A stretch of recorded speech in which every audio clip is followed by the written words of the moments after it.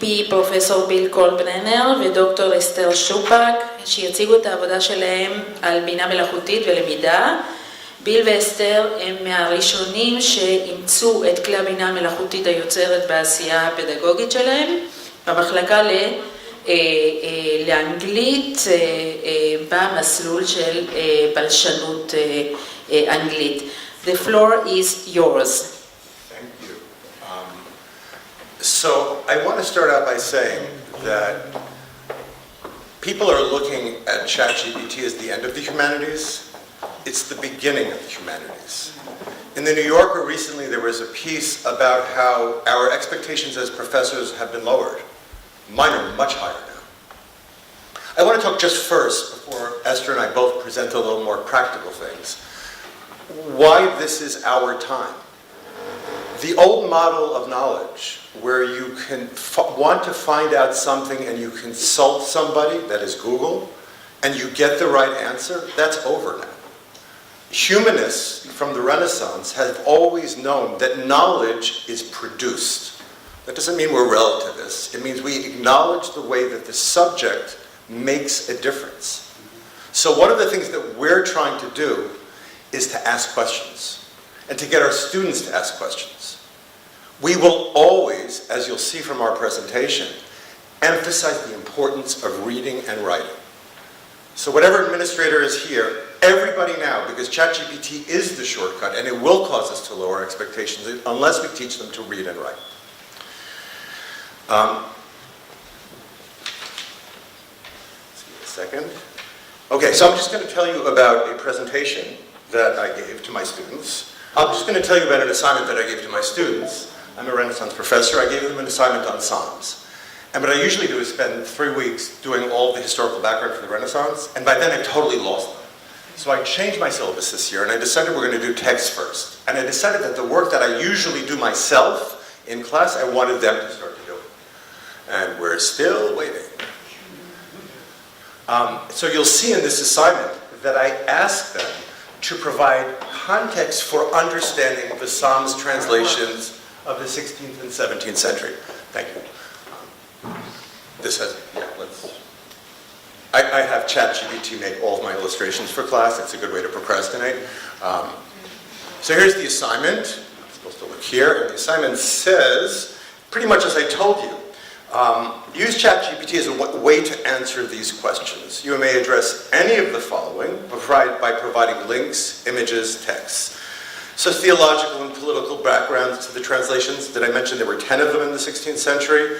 There's a collection by Sidney, other important Renaissance translations. I just wanted them to find the background. And this is what they did. Padlet. So first of all, it's cool, right? I'll just talk about a couple of them. Coolio, if you don't recognize him, apparently wrote a song based upon Psalm 23, Lord is my shepherd. And that's exactly what I want my students to be able to do, to understand how literary traditions work. And by doing something so contemporary, it shows how something so old still infiltrates our culture. The one in the left was by a very good student, and she asked, my idea with this was, what they did is they used ChatGPT, that was one question, that was it. So what I asked, I kept on asking them questions. Now this young woman, Fania, is an excellent student, so she kept on going with me.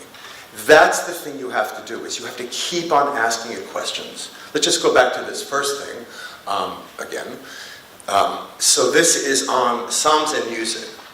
On psalm melodies, it turns out the Geneva Bible, one student says, was mostly used in Reformed Protestant congregations in Europe. The British English church used the Coverdale translation, but not only that, the choral tradition, as in the Anglican Church, emphasized professional choirs. In contrast, Geneva and other Reformed traditions prioritize congregational singing, individual voice. So that's interesting. So I want to show you what I asked her. Can you tell me how these liturgical practices reflected broader theological themes? And this is where you get to start to talk, right? And here we go. And it gives you the thing about ChatGPT is it'll give you 10 of them, and 3 of them will suck, and 5 of them will be decent, but 2 of them will be like, wow, I did not think of that. So here's just a couple: role of worship in salvation, authority and accessibility. And the next thing to do would be to ask another question. I forgot what question I asked it. Yes, the theological priorities of the Anglican Church, I must have asked it about how these theological priorities are reflected in the translations themselves. And it starts, I mean, I just gave you a little bit of it, just to give you a sense. One Bible, 1535, how it works. And then, and this is crucial, and then we go back to the text. I will never ask my students to ask what a text means. That's what we do in class together. We never compromise on that. But when we came to this, Geneva is the Geneva Bible, KJV is the King James Bible, and we started to have discussions in class about things like punctuation. The big changes here are, if you look at 2, he maketh me to rest in green pasture, that Geneva leadeth me by the still waters. He maketh me to lie down in green pastures. They thought about every single word. The King James Bible is musical. He leadeth me beside the still waters. Beside, they add. And look at just the last line. First, doubtless kindness and mercy shall follow me all the days of my life, and I shall remain a long season in the house of the Lord. Bad translation, right? Surely goodness and mercy shall follow me all the days of my life, and I will dwell in the house of the Lord forever. That's what they did. I gave them assignment in groups. How do I make this go? It's a video. What do I do? Click on something? Oh, look here. So these are guys in groups studying in Chavruta, the King James and Geneva Bible. Notice the guy with the kippah, he's a yeshiva guy. He's studying with a young Muslim.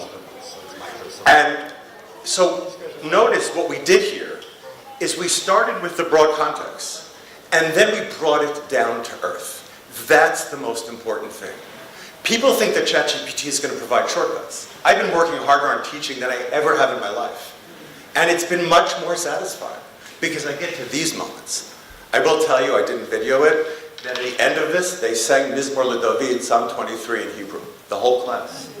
And I tell you, it was shocking because it was obviously therapeutic. Anyway, the real guru on our panel is Dr. Esther Schupak. I've learned almost everything I've learned about ChatGPT from her, so I'm going to hand it over to her.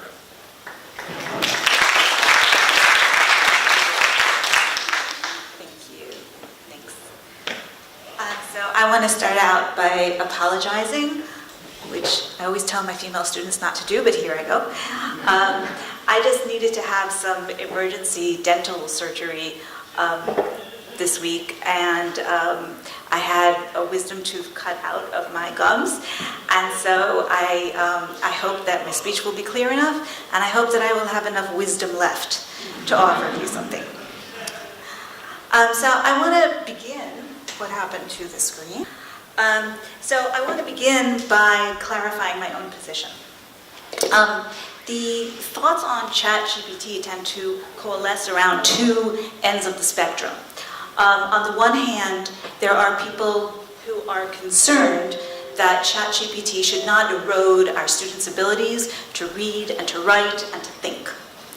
And on the other end of this spectrum, you have the enthusiastic adapters who are just, very, very eager and excited about it. ChatGPT superego, basically. So that's what, yes. So I tend to be in the middle. I love the technology. I use the technology. I think we should all be using the technology. But I am skeptical about how making sure that it becomes integrated in a way that does not lead to an erosion of the very important skills that we teach in the humanities. So ChatGPT has been characterized by a famous article by Emily Bender as stochastic parrots. It's not actually intelligent, it's just repeating formulaically language as a parrot does. And of course that we also understand that it hallucinates, it is not reliable, it is not trustworthy. And I will tell you a little story that illustrates this. I was using, there's a generative AI platform called Gamma. And what it does, it's miraculous. you put in the text of your PowerPoint into the platform, and it turns the text into a beautiful PowerPoint. It illustrates it with pictures. It does all the work in about 5 seconds. So I know that AI is not completely reliable. So I did it. I prepared my PowerPoint. I very, very carefully checked the text to make sure that it hadn't messed up the text. And it hadn't. It was great. So I was teaching my lesson, and the PowerPoint was behind me, just as it is here. And all of a sudden, I heard a giggle from the class. So I turned around and looked behind me and discovered that, yes, my PowerPoint was giving my class the finger. So this has got to be the most embarrassing moment of my teaching career, but I'm sharing it with you because I think it is an object lesson in the wonderful things that this technology can bring to us and how careful we have to be as well.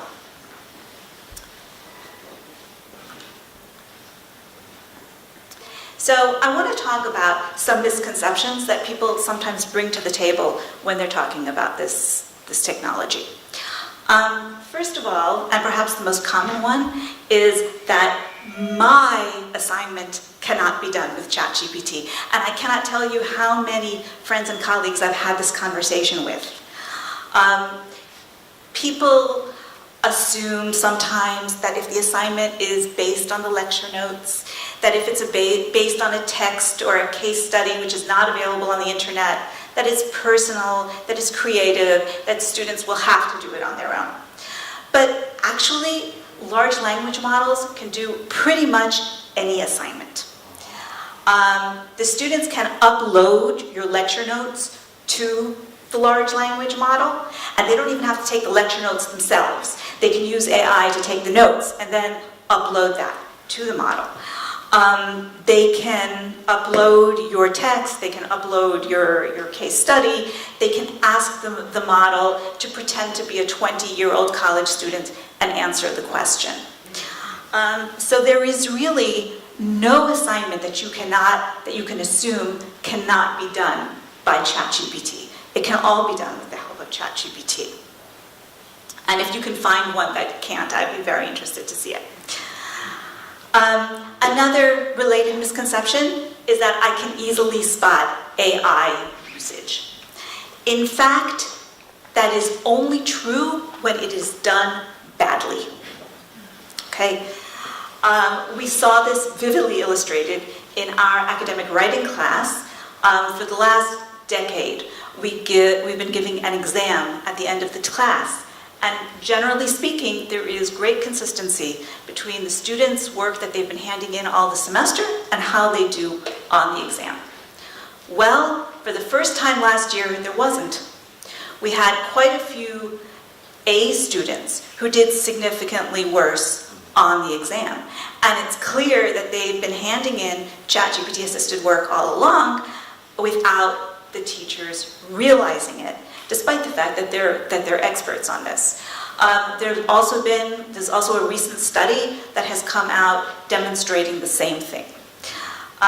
So the students who were catching, quote unquote, using ChatGPT are the weaker students, the less capable ones, the ones who need it more perhaps in the first place, but we're by no means capturing, according to the study I saw, was 83% went unrecognized.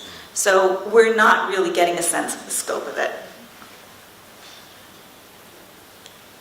And another misconception is that, oh yeah, I can just use an AI detector. They're not reliable, they don't work, they present false positives, unfortunately. And there are all kinds of clever ways you can get around them, because there are websites where you can plug in your ChatGPT results and it will produce it for you in natural language, or more easily, and again, these prompts are available online, you can stipulate when you put in your ChatGPT prompt, don't use words like delve into and all of these giveaway terms. Don't use these kind of syntactic structures. That's also a giveaway. And so then you can produce results that sound nothing like ChatGPT. So basically, there is, I'm afraid to tell you, no escape.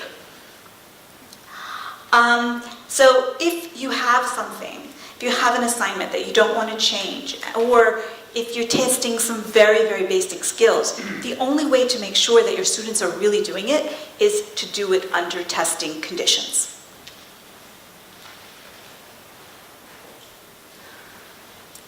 I've also changed my grading route on a more positive note. I'm sorry to deliver all of this doom and gloom after such a cheerful presentation that went before. But I think that the long-term effect on the work has actually been to raise the level. Because in the wake of this, I have changed my rubrics. The moment that you have an invented quotation, an invented source, or invented facts, you fail. Formulaic, banal, repetitive writing, I used to accept because at least the students sat down and did something, and maybe they'd get a D, but they'd pass. No longer, because this can be done by a machine. And so the effect has actually been to raise the level of the work that students have been producing, probably with the help of ChatGPT. Our university has given us a checklist for students to fill out in order to be transparent about their use of ChatGPT, which is very important. But what I have asked my students to do in addition to this is to think about, to reflect upon their use of ChatGPT. So I asked them to tell me about how did you incorporate ChatGPT into your work? How did you assess the accuracy and reliability of the AI-generated content? Based on this experience, how do you plan to use AI in your future work? What surprised you about using AI for this assignment? And if you didn't incorporate AI into your work, what were your reasons? What did you gain by avoiding AI? So I've been using this in my classes, and we've been incorporating this into the academic writing classes. And this isn't just something that I give them to write about. This is something that we've been discussing in class all along. How do we use AI intelligently, and how do we think about our usage of it metacognitively? I have another concern, especially as someone who works in English literature, which is that I don't want my students to be reading their books and articles in summary form on ChatGPT instead of reading the whole thing. So I actually turned this, I did not invent this activity, it came from the Critical AI project. So I assigned them an article to read for homework, and I said, as you read it, I want you to mark off a passage that struck you as particularly well written, particularly important, maybe it surprised you, and mark off anything that you questioned and or disagreed with. So then when we came to class, we shared the quotations and talked about why they were important. I said, okay, now let's look at an AI summary of that article.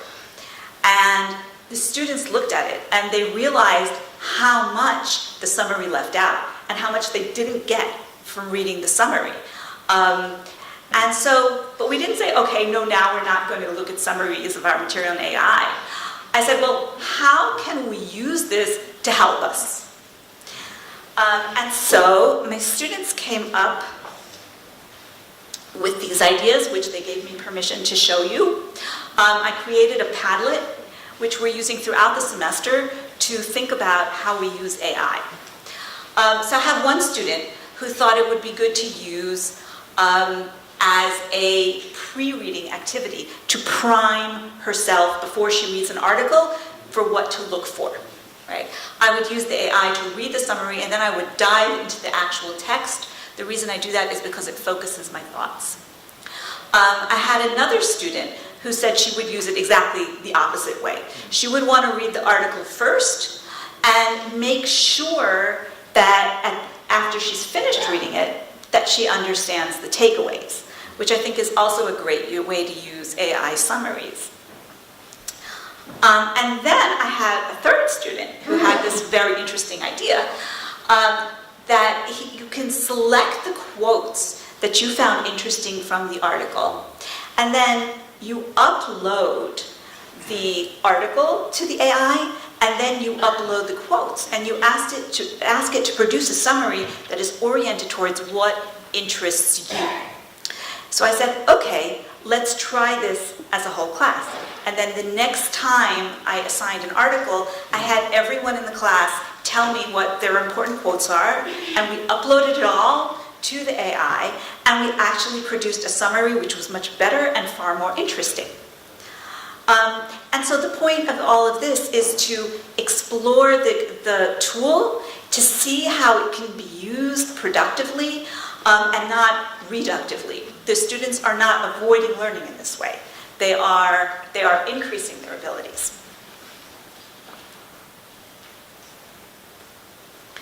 I also like to use the tool as a copia generator. It helps students, and honestly, sometimes it helps me, come up with alternative word choices, phrasing, sentence structure. It's also great for fuzzy searches when you have that word at the tip of your tongue, but you can't think of what it is. AI will do this ChatGPT will do it much better for you than Google. And so, what I have done sometimes is ask students to use AI to generate an alternate version of the text. And so, for example, I used this when I was teaching Marlowe's Faustus. And you know that, I'm sure you've all heard of that great speech that begins, "Was this the face that launched 1,000 ships and burned the topless towers of Ilium?" Well, ChatGPT renders it as, was it this face that sparked the launch of 1,000 ships and raised the towering heights of Ilium? And what that does is that it allows students to juxtapose Marlowe's brilliant text with the markedly less brilliant text of ChatGPT. And when you juxtapose two texts that way, it illuminates how those texts work. And so students are able to arrive at a much better analysis of the text using that copia generator and using that kind of juxtaposition. So I'm now, and I'm sure that many of you will be thankful, at the end of my presentation. But I just wanted to say that we are only at the beginning of what we intend to do with this tool. And I hope that we will be able to find many marvelous ways to incorporate it that do not lead to any kind of erosion of learning.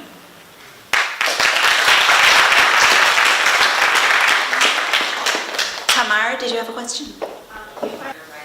Not at all. Not at all. I find that they are, and in fact, that I have put more of an emphasis on oral skills and oral presentations precisely for that reason. But what is interesting is how ChatGPT affects our own language. The other day I was working on an article and I found myself typing the words delve into. Ask me the question in 20 years. Okay, thank you very much, everyone. First, an apology. I may have said English linguistics, and you are from English literature, so... אוקיי. questions, אפשר גם לשאול שאלות בעברית, או in English, או בעברית. Yes. Okay, I'll start with a shallow analogy. When the cellular phones appeared in history, it took some time for people to realize that they don't need to memorize any numbers. So, a question here regarding the specific point you raised about reading the whole article versus reading the summary or the briefing document or whatever resolution is. Obviously, when you want to analyze literature or poetry, you must read the text, obviously. But if you read another article about, you know, an idea or bunch of ideas, and you get it in one page instead of 30 pages, how big is the difference? So I think that that's a question that very much, maybe I'll use the other. It's domain dependent. Yes. So I think that's very disciplinary dependent. And maybe it's just because of my own ignorance in the sciences, but when I read an article that's in the sciences, I don't find that if you go to the results and the discussion, you know, and because I'm not a scientist and I don't really know how to evaluate the methodology, I think that that's probably perfectly fine for many purposes. But in the humanities, the writing is the thinking. The article is the journey. And so when you miss out on the bulk of the writing, you're missing out on the intellectual journey that the author is leading you on, and it's not at all the same thing. Did you want to? Thank you. Very fascinating lecture. I was wondering, in my own teaching, I'm often struggling with this. We seem, because we're kind of AI savvy, we seem to be directing our tasks towards the most savvy students. And like I'm constantly trying to think, like you do, about how I make the assignments in a way that can, you know, be with the most technology that we know from AI. However, then when I come to class, I mean, I have, 30 students. Some of them just did not even consider. And I'm wondering if we're not robbing the students who are just not that interested yet in using AI, and if we're not kind of pushing some of them towards it, because I also now include as a mandatory field in my, when they read a paper, they need to say how they used, but some of them are saying like, we didn't, just leave me alone. So how do you deal with that? So my approach to that has been to always, thus far, to allow an alternate way of doing the assignment. Because I do find, especially in my graduate classes, as opposed to the undergraduate classes, there are some students who really just don't want to deal with this. And so, for example, with that exercise with Faustus, there was a group of students who didn't want to use the AI. I said, fine, you write your own version, and then you can juxtapose those. So that's what I've been doing so far, and we'll see how things develop. Thank you, Esther and Bill. This was great. I'm totally going to work some of these methodologies into my own teaching as soon as I can. I was wondering whether you feel constrained by the modality of it, like the fact that it's a chat and response.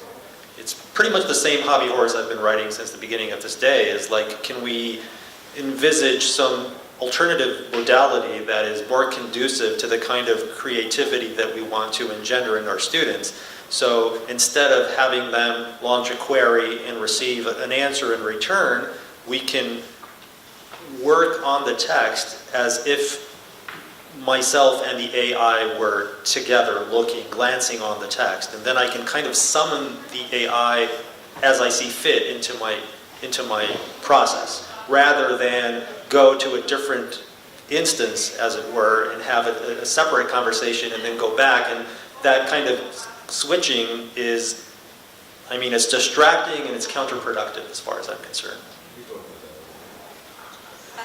So I was just experiencing the same frustration. I was using AI to help me create this PowerPoint, and I wanted it to do certain things. I wanted it to be more integrated, and it didn't do that. And yes, I'm very much hoping, right now I always have my ChatGPT open as I work, and it is frustrating switching back and forth, but I understand that Word is going to be integrating ChatGPT into it, and PowerPoint has done it sort of. It's not great yet. I just have hope for the future that it will become more integrated. I've been using some voice. Yes, absolutely. And it answers differently. Yeah. So I don't know. It's exciting to look at, to consider how this technology is going to develop, and whether one day I'm hoping that we'll be able to just sit in front of Word and say, tell me another 5 ways I can say that phrase over there, instead of having to go through the switching and all of that. Absolutely. I just wanted to add one thing, and we started with the Renaissance and about how the humanities are crucial now. And people mentioned offhand that with ChatGPT, you give them a biography, like we said, don't use adjectives, don't use adverbs. Esther did not say here what she often tells me about ChatGPT, that it's often a stupid adolescent. And you can tell it 6 times not to do it, and it will still do it, right? But having said that, we introduce who we are. My ChatGPT questions, I can write a 10 or 12 line question and get a specific answer to something, or a set of answers that I could never dream of doing so with Google. So that's what we have to really think about, is the way we are now again part of this process. And the people who know 2 things, one is how to think and write, and the other is how to use ChatGPT, we're not going to have to apologize to our students about them not making money. Because the people who know how to prompt are going to be very, very valuable. And that takes those 2 skills, the literacy skills and the AI skills. And everything we're doing is just a work in progress. I think that's what Esther has been saying as well. I mean, you saw with my students, I'm not succeeding yet at what I want to succeed at, but you just keep on trying. And another thing that's good about ChatGPT, it never says, oh, that's a stupid question, right? And it actually sort of learns what you are looking for. I'm always asking it, well, what is your source for this? What is your source for this? And at some point, it actually started giving me parenthetical documentation at the end of each sentence. And then it stopped again randomly. But maybe the next iteration will be trained to do it more properly, consistently. So, thank you very much for an illuminating presentation. A comment and a technical question. I found with the voice that I've said, I ask a question, and then in the middle I'll say, listen mate, I don't want to know that American answer. I want an Australian answer. And it changes the entire, the content even, not just the phraseology. That's just as a comment. And a technical question, what is your expectation of the students as to whether they have chat version 4 or they have the free version? How does that work technically? I think you've put your finger on a major problem, which is that the paid versions are much, much better, and they require you to fork over $20 a month. And that, so there is economic inequality plays a role here, and I am concerned about that. I was thrilled when we started, it started being subsidized for us. But I would like to, the question is it going to be subsidized for the students, and how does this exacerbate potentially inequalities? Absolutely. Thank you so much.